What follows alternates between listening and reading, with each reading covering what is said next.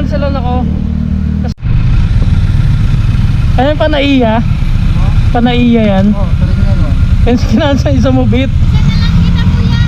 Ayaw mo na, okay lang, okay lang. Ingat. Okay lang. Kinanselan tayo ng panaiya. Sayang. Buti malapit lang. Ayaw mo na. Wala naman kaso sa akin kung ano, nakanselan ako. Kasi malapit lang naman yun eh. As in, di ba, yun lang, Privato. 80 meters lang. Dito lang ako sa may bandang Caltex. Kaya okay lang rin makanselan. Ang mahirap nun kasi kung yung rider is 1 kilometer away, 2 kilometers away, tinakbo nila yung papunta ron, yun ang mahirap dun.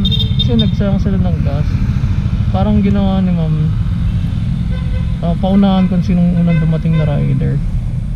Sayang naman, diba?